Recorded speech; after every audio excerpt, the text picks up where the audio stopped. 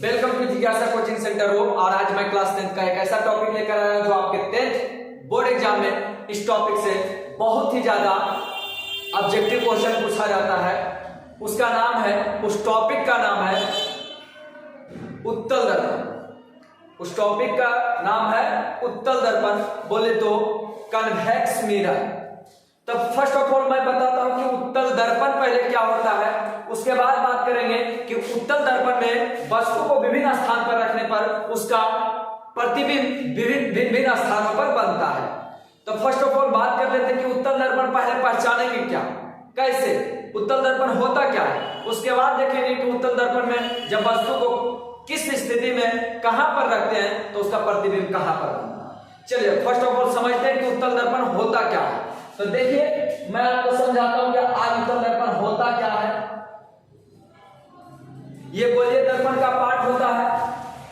ये जो होता है उत्तल दर्पण किसका पार्ट होता है, गोलीय दर्पण का पार्ट होता है। तो गोलीय दर्पण दो प्रकार का होता है, एक का नाम है उत्तल और दूसरा का नाम है अवतल दर्पण। तो आज मैं बात करने वाला हूं उत्तल दर्पण होता क्या है। तो सोचिएगा, इसका डिफाइन भी साथ साथ में सुनिएगा कि वैसा दर्पण जिसका परावर्तक सतह उभरा हुआ हो, क्या हो, उभरा हुआ हो, उसे उत्तल दर्पण कहते हैं। जैसे ये एक दर्पण लिए, क्या लिए, ये एक दर्पण लिए, ठीक है,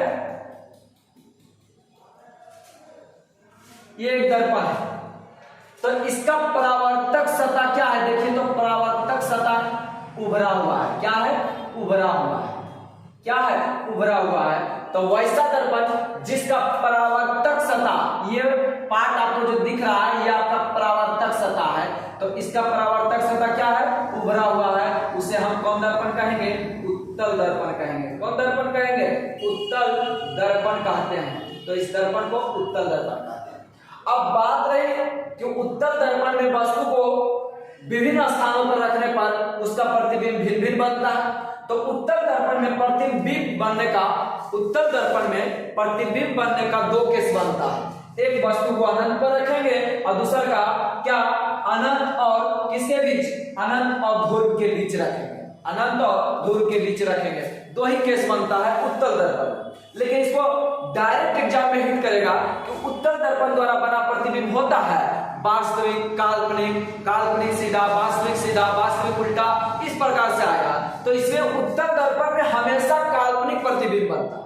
उत्तल दर्पण में जो प्रतिबिंब बनता है हमेशा काल्पनिक बनता है, हमेशा काल्पनिक, सीधा तथा वस्तु से छोटा बनता है। यह आपका उत्तल दर्पण का फंक्शन है। तो फर्स्ट ऑफ ऑल मैं बता दूं कि उत्तल दर्पण के बारे में तो हम बता दिए कि वैसा दर्पण, अच्छा उत्तल दर्पण किसका पार्ट है, गोलीय दर्पण का पार्ट है। तो वैसा गोलीय दर्पण जिसका परावर्तक सतह क्या हो, उभरा हुआ हो, उसे आप क्या बोलेंगे, उत्तल दर्पण कहेंगे। या फिर वैसा दर्पण जिसका परावर्तक सतह क्या हो, उभरा हुआ हो, उसे उत्तल दर्पण कहते हैं। चलिए आप बात करते हैं कि उत्तल दर्पण में वस्तु को विभिन्न स्थानों पर रखने पर उसका प्रतिबिंब भिन्न भिन्न बनता है। तो हम बताए थे कि उत्तल दर्पण में प्रतिबिंब बनने के लिए कितना केस बनता है, दो केस बनता है। एक वस्तु को अनंत पर रखते हैं और दूसरा का वस्तु को कहां पर रखते हैं, ध्रुव और अनंत के बीच रखते हैं। तो चलिए मैं केस 1 का बात करता हूं। देखिए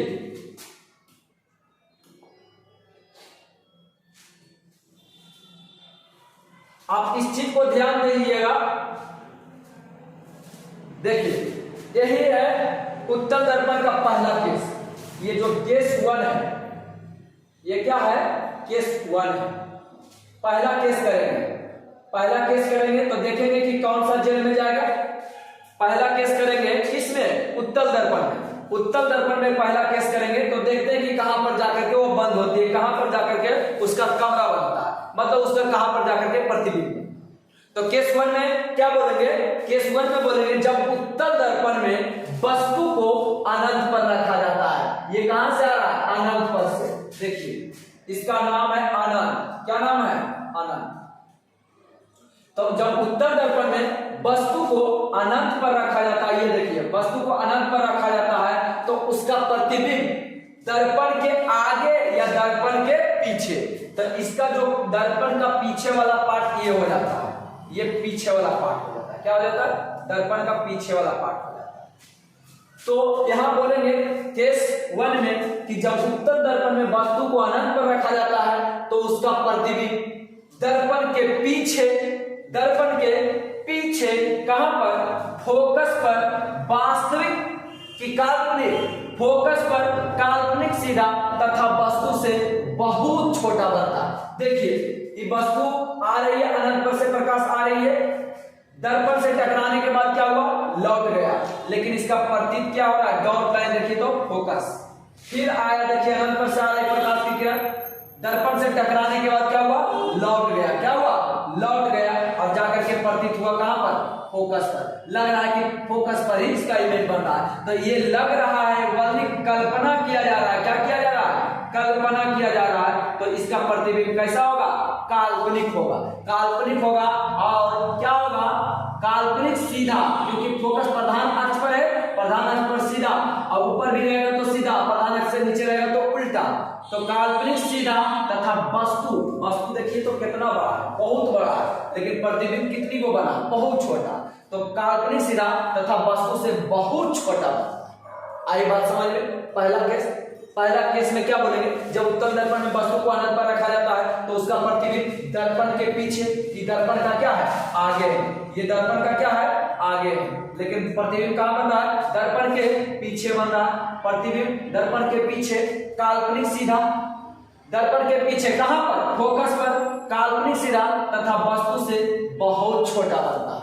आशा है कि ये पॉइंट आपको समझ में आया होगा। सेकेंड पॉइंट के लिए देखिएगा, हम क्या बोले, उत्तल दर्पण में प्रतिबिंब बनने के लिए दो ही केस बनता है, एक अनंत पर और दूसरा का अनंत और ध्रुव के बीच। तो दूसरा का केस देख लेते हैं, क्या है दूसरा का केस, चलिए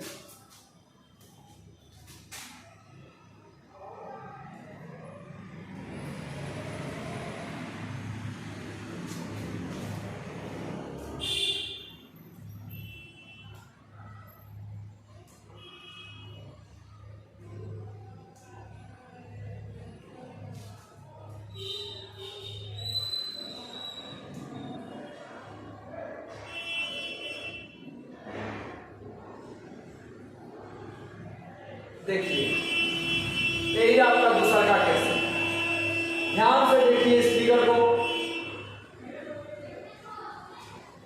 देखिए क्या बोले थे, दूसरा केस में वस्तु को कहां पर रखा जाएगा, अनंत पर, अनंत तो किसके बीच, ये आपका ध्रुव है, क्या है, ये आपका ध्रुव है, और ये जो दिख रहा है आपका अनंत है, क्या है, अनंत है, और इन दोनों के बीच रखा वस्तु को, देखिए यही वस्तु, ये वस्तु को रखा कहां, अनंत और क्या, दर्पण के ध्रुव, अनंत और दर्पण के ध्रुव को जब वस्तु पर रखा जाता है, कहां पर रखा गया है, क्या बोले, दूसरा केस में हम बोले जब वस्तु को कहां पर, दर्पण के ध्रुव और अनंत के बीच रखा जाता है तो इसका प्रतिबिंब देखिए दर्पण से आया, प्रधान अक्ष के समानांतर आया, दर्पण से टकराने के बाद क्या हुआ, ये वापस लौट गया, लेकिन इसका प्रतिबिंब कहां हुआ, फोकस पर हुआ।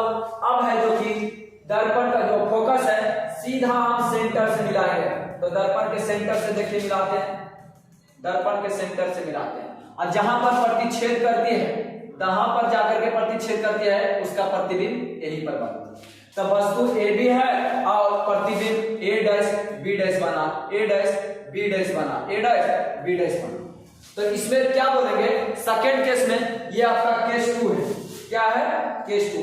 उत्तल दर्पण में दो ही केस बनता है बाबा, उत्तल दर्पण में दो ही केस होता है, पहला केस हम बता दिए, ये दूसरा का केस है। तो दूसरा का केस में हम क्या बोलेंगे कि जब उत्तल दर्पण, किसमें, जब उत्तल दर्पण में वस्तु को दर्पण के ध्रुव तथा अनंत के बीच रखा जाता है तो उसका प्रतिबिंब दर्पण के आगे या पीछे, दर्पण के पीछे, दर्पण के पीछे कहां पर, देखिए तो दर्पण के पीछे फोकस तथा ध्रुव के बीच, फोकस तथा ध्रुव के बीच, ये देखिए फोकस है और ये ध्रुव के बीच में बन रहा है, फोकस तथा ध्रुव के बीच वास्तविक की काल्पनिक, ये भी आपका डॉट लाइन से बन रहा है। तो दर्पण के ध्रुव तथा दर्पण के ध्रुव तथा फोकस के बीच वास्तविक की काल्पनिक, काल्पनिक सीधा तथा वस्तु से छोटा बनता है, वस्तु से क्या बनता है, छोटा बनता है। तो वही कैसे, देखिए फिर से सुनिए, जब उत्तल दर्पण में वस्तु को अनंत ध्रुव के बीच रखा जाता है तो इसका प्रतिबिंब दर्पण के पीछे फोकस तथा ध्रुव के बीच काल्पनिक सीधा तथा वस्तु से छोटा बनता है। देखिए वस्तु कितना बड़ा है, ये आपका वस्तु है, ये आपका प्रतिबिंब है, तो वस्तु से छोटा बनता है कि नहीं। आशा है कि ये वीडियो आपको अच्छा लगा हो, तो please like comment and channel को सब्सक्राइब जरूर कर दे, खास करके उन व्यक्तियों तक पहुंच जाए जो व्यक्ति इस वक्त 2024 में मैट्रिक बोर्ड देने वाले हैं, उनके लिए बहुत ही ज्यादा ऑब्जेक्टिव हेल्पफुल साबित होने वाला है। सो आप लोग शेयर जरूर कर दीजिए। Thank you.